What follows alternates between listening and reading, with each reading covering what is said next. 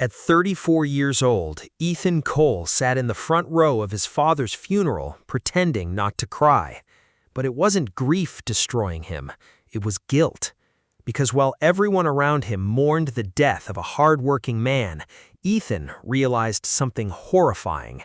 His father died believing his son would never become anything. The church felt suffocating. Rain hammered the stained glass windows. People whispered softly. Old family friends shook Ethan's hand with pity in their eyes. And every single word felt like a knife. Your father was proud of you. That lie almost broke him, because Ethan knew the truth.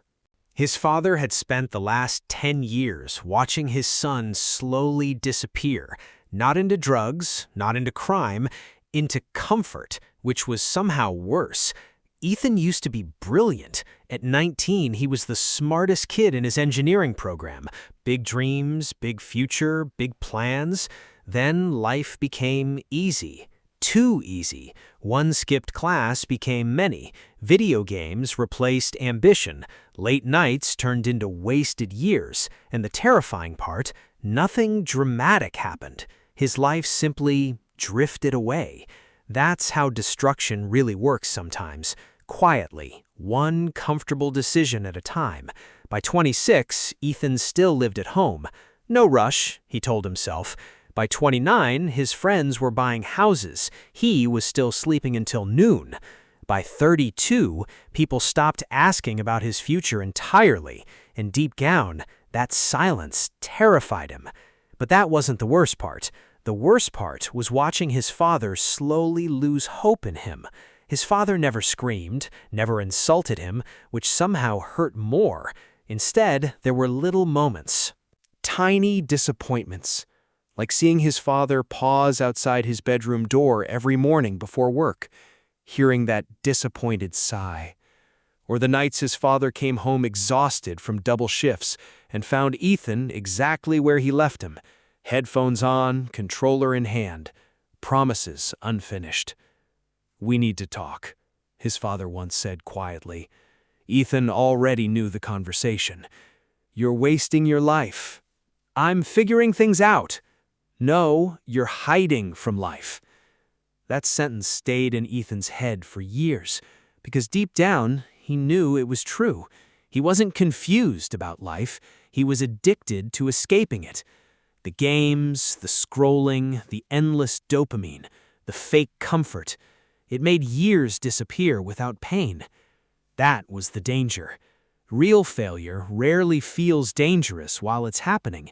It feels comfortable, and comfort was killing him slowly. One night, his father found him awake at 3 a.m., sitting alone in darkness, lit only by a monitor screen. His father stood silently at the doorway, then asked something Ethan never forgot. "When was the last time you felt proud of yourself?" Ethan couldn't answer, because he genuinely couldn't remember. His father nodded sadly, then said the sentence that haunted Ethan forever. "I'm scared you're becoming the kind of man who watches life instead of living it." After that night, things changed between them. Not through fighting, through distance. His father stopped giving advice, stopped asking questions, stopped believing words would help. And somehow, that hurt more than anger ever could. Months later, his father collapsed at work. Heart attack. Dead before Ethan reached the hospital. Everything after that became a blur. The phone call, the screaming, the drive, his mother crying so hard she could barely breathe.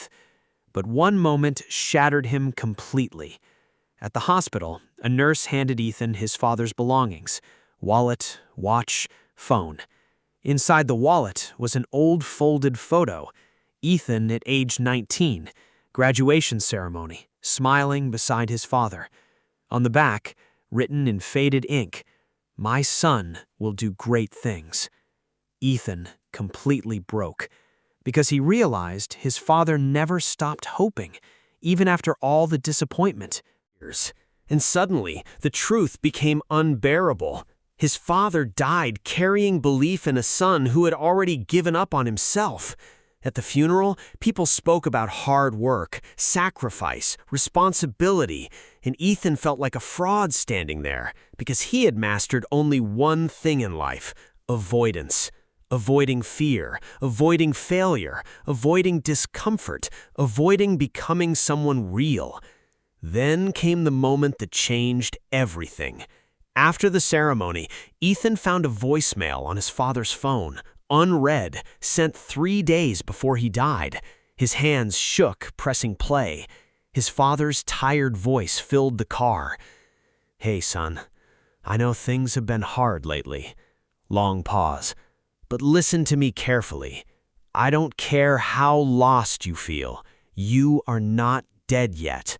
Another pause. "So stop acting like your life is over." Ethan started crying so hard he could barely breathe, because for the first time, he understood the real tragedy. His father hadn't died disappointed in him. He died terrified Ethan would waste his entire life pretending he still had time. That night, Ethan went home and looked around his room. The same room, same walls, same empty comfort. Suddenly, it felt horrifying, like a graveyard filled with wasted years. He unplugged the console, deleted the distractions, deleted the games, deleted the endless escapes. Not because motivation suddenly appeared, but because pain finally became stronger than comfort. That's what people misunderstand about change. People rarely transform when inspiration arrives. They transform when avoidance becomes unbearable. 1 year later, Ethan stood outside a small engineering firm holding his first real job contract. Nothing glamorous, no movie soundtrack, no instant success, but for the first time in over a decade, he felt movement. And movement creates hope. Before entering the building, Ethan looked at the old photo still inside his wallet, then whispered something quietly. "I'm trying now." And maybe that's the scariest truth about life.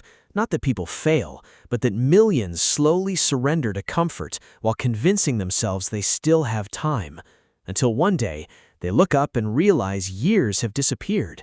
And somewhere tonight, someone is sitting alone in a dark room, scrolling endlessly, avoiding their future, telling themselves tomorrow will be different, without realizing they are becoming invisible to their own life.